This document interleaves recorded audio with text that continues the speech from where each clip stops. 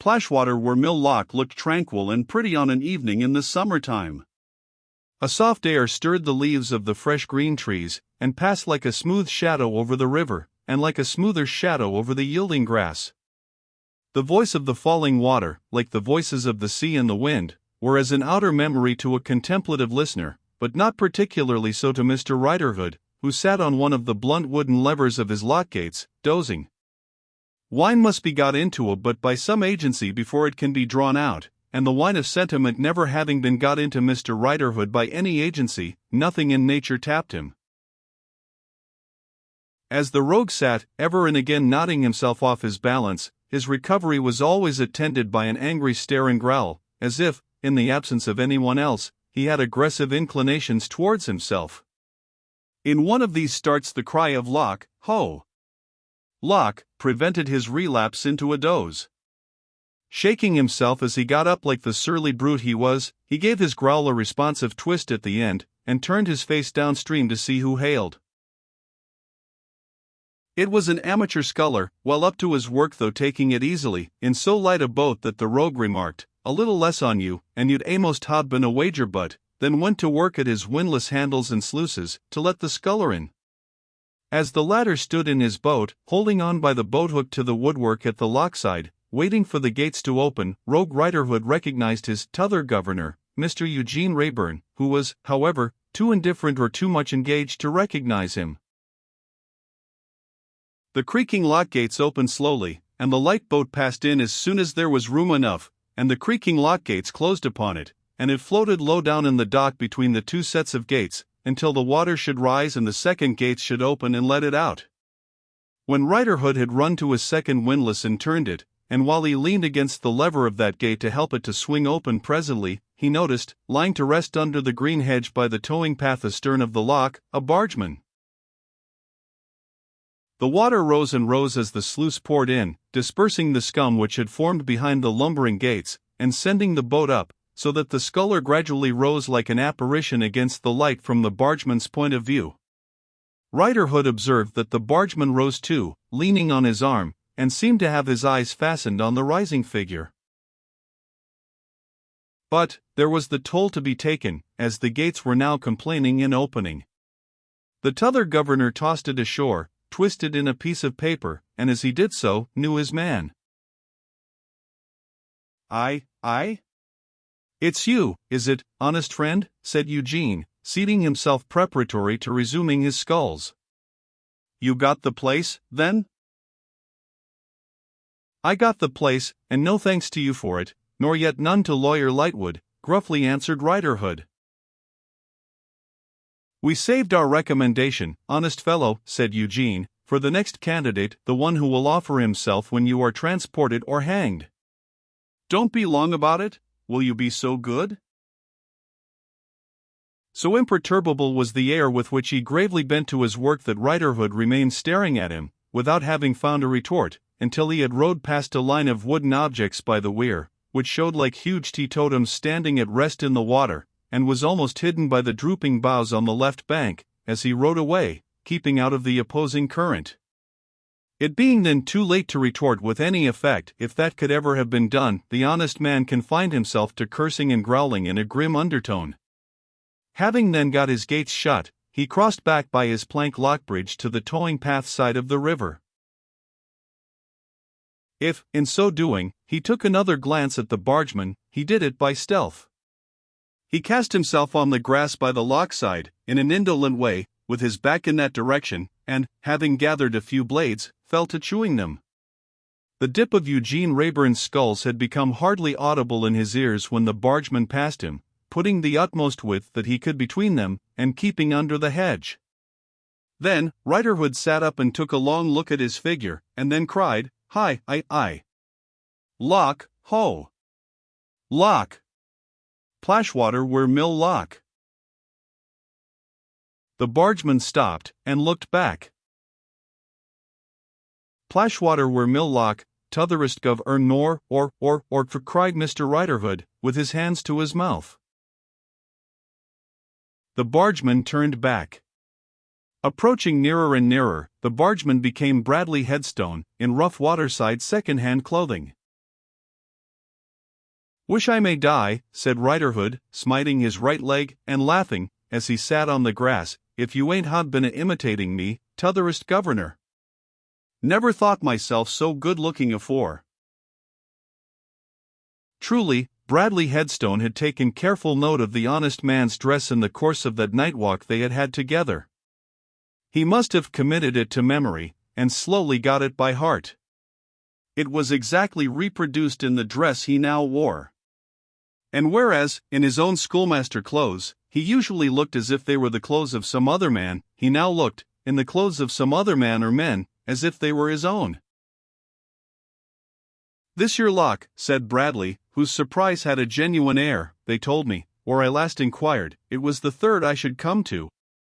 This is only the second. It's my belief, Governor, returned Riderhood, with a wink and shake of his head, that you've dropped one in your counting. It ain't locks as you've been giving your mind to. No, no. As he expressively jerked his pointing finger in the direction the boat had taken, a flush of impatience mounted into Bradley's face, and he looked anxiously up the river. It ain't locks as you've been a-reckoning up, said Riderhood, when the schoolmaster's eyes came back again. No, no. What other calculations do you suppose I have been occupied with? Mathematics? I never heard it called that.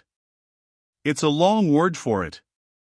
Hows'ever, perhaps you call it so, said Riderhood, stubbornly chewing his grass. It's... what? I'll say them, instead of it, if you like, was the coolly growled reply. It's safer talk too.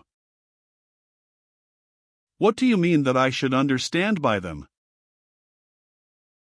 Spites, affronts, offences give and took, deadly aggravations, such like, answered Riderhood.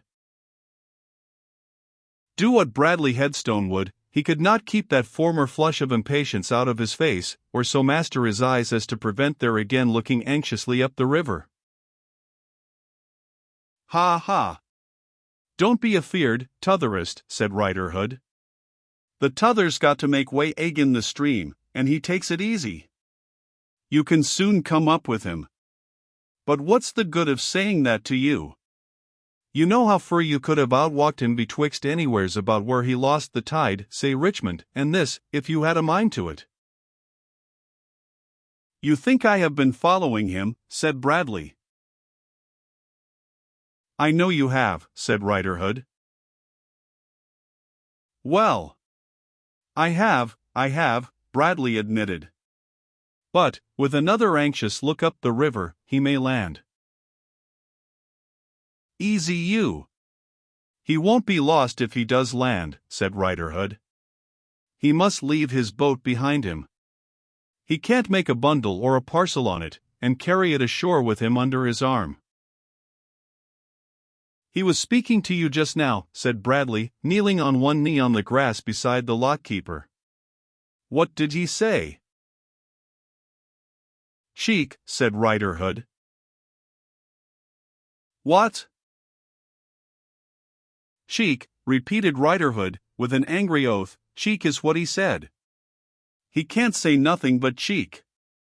I'd ha like to plump down aboard of him, neck and crop, with a heavy jump, and sunk him. Bradley turned away his haggard face for a few moments, and then said, tearing up a tuft of grass. Damn him! Horror! Cried Riderhood. Does you credit? Horror! I cry chorus to the t'otherest.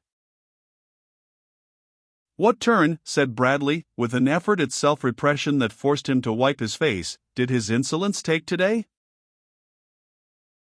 It took the turn, answered Riderhood, with sullen ferocity, of hoping as I was getting ready to be hanged.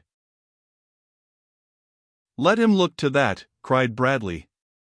Let him look to that. It will be bad for him when men he has injured, and at whom he has jeered, are thinking of getting hanged. Let him get ready for his fate, when that comes about. There was more meaning in what he said than he knew of, or he wouldn't have had brains enough to say it. Let him look to it, let him look to it. When men he has wronged, and on whom he has bestowed his insolence, are getting ready to be hanged, there is a death bell ringing. And not for them. Riderhood, looking fixedly at him, gradually arose from his recumbent posture while the schoolmaster said these words with the utmost concentration of rage and hatred. So, when the words were all spoken, he too kneeled on one knee on the grass, and the two men looked at one another. "Oh," said Riderhood, very deliberately spitting out the grass he had been chewing. "Then, I make out, t'otherest, as he is a-going to her?" "He left London," answered Bradley, "yesterday. I have hardly a doubt, this time, that at last he is going to her." "You ain't sure, then?" "I am as sure here," said Bradley, with a clutch at the breast of his coarse shirt, as if it was written there, with a blow or a stab at the sky. "Ah! But judging from the looks on you," retorted Riderhood, completely ridding himself of his grass, and drawing his sleeve across his mouth, "you've made equally sure afore, and have got disappointed. It has told upon you." "Listen," said Bradley, in a low voice, bending forward to lay his hand upon the lock-keeper's shoulder. "These are my holidays." "Are they, by George?" muttered Riderhood, with his eyes on the passion-wasted face. "Your working days must be stiff uns, if these is your holidays." "And I have never left him," pursued Bradley, waving the interruption aside with an impatient hand, "since they began. And I never will leave him now, till I have seen him with her." "And when you have seen him with her," said Riderhood, "I'll come back to you." Riderhood stiffened the knee on which he had been resting, got up, and looked gloomily at his new friend. After a few moments they walked side by side in the direction the boat had taken, as if by tacit consent, Bradley pressing forward, and Riderhood holding back, Bradley getting out his neat prim purse into his hand, a present made him by penny subscription among his pupils, and Riderhood, unfolding his arms to smear his coat cuff across his mouth with a thoughtful air. "I have £1 for you," said Bradley. "You've 2, said Riderhood. Bradley held a sovereign between his fingers. Slouching at his side with his eyes upon the towing path, Riderhood held his left hand open, with a certain slight drawing action towards himself. Bradley dipped in his purse for another sovereign, and 2 chinked in Riderhood's hand, the drawing action of which, promptly strengthening, drew them home to his pocket. "Now, I must follow him," said Bradley Headstone. "He takes this river road, the fool, to confuse observation, or divert attention, if not solely to baffle me. But he must have the power of making himself invisible before he can shake me off." Riderhood stopped. "If you don't get disappointed again, t'otherest, maybe you'll put up at the lock house when you come back?" "I will." Riderhood nodded, and the figure of the bargeman went its way along the soft turf by the side of the towing path, keeping near the hedge and moving quickly. They had turned a point from which a long stretch of river was visible. A stranger to the scene might have been certain that here and there along the line of hedge a figure stood, watching the bargeman, and waiting for him to come up.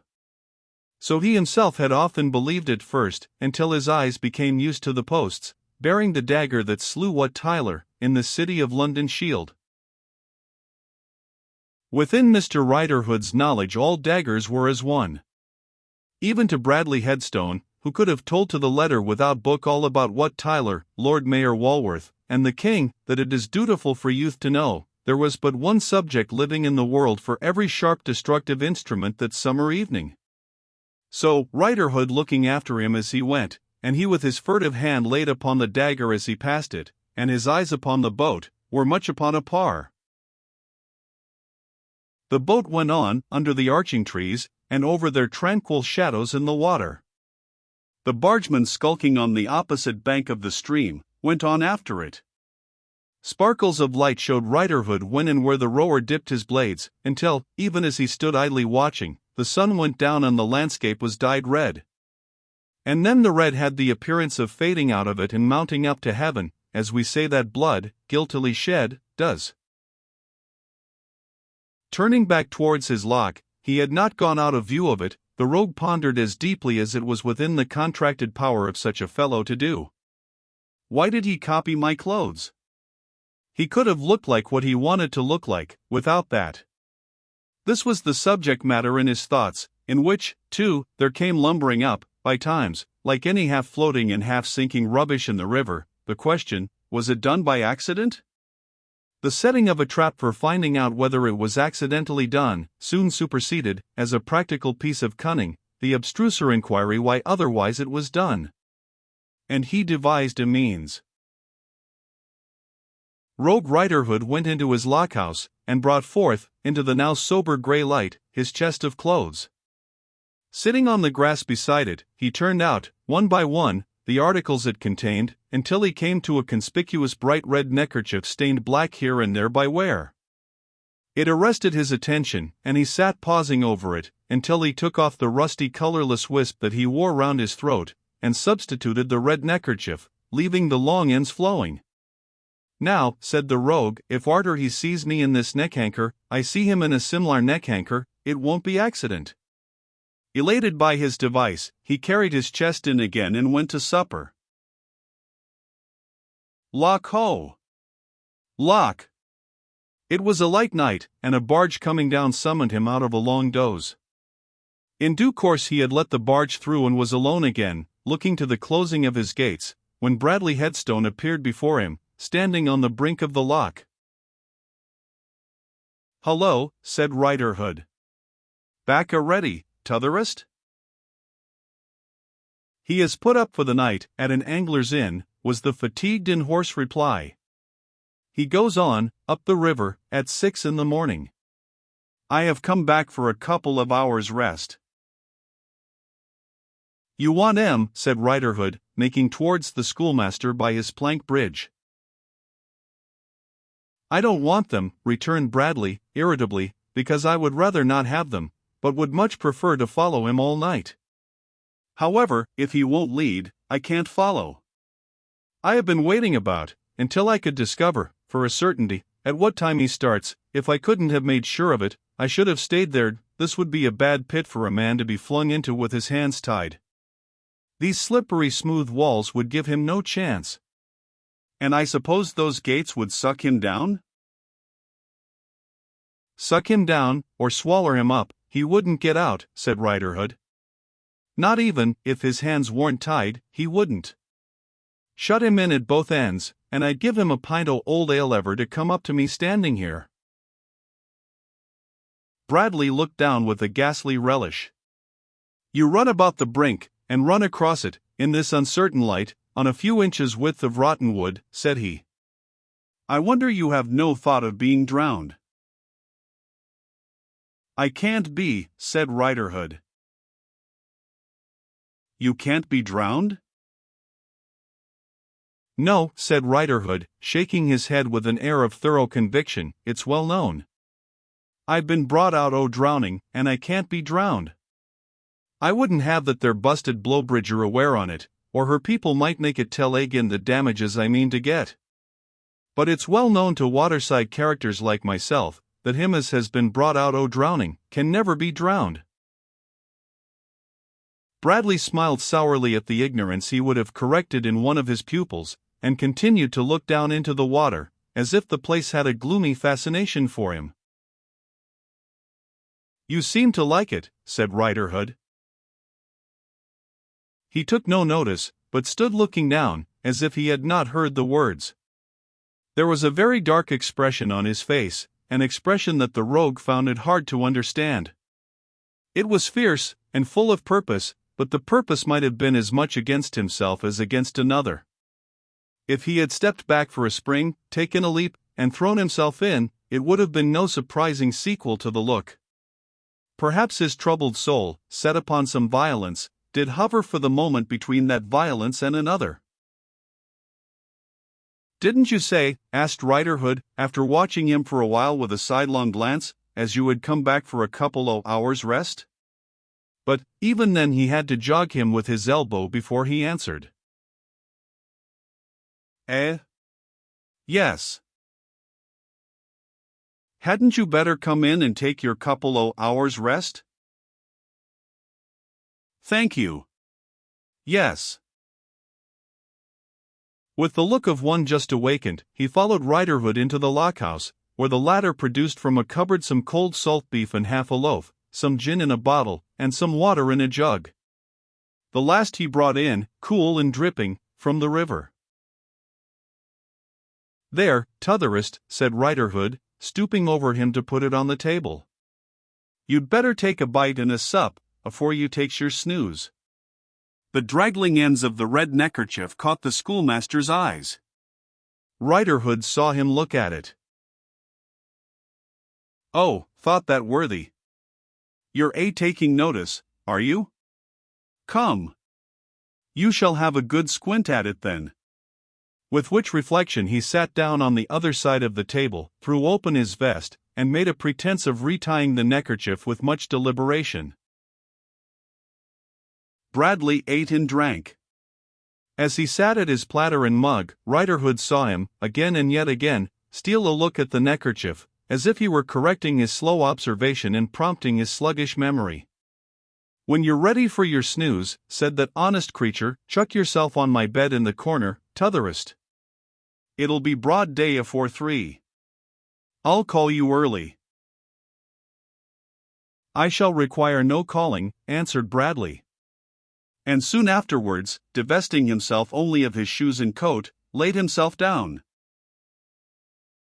Riderhood, leaning back in his wooden armchair with his arms folded on his breast, looked at him lying with his right hand clenched in his sleep and his teeth set, until a film came over his own sight, and he slept too.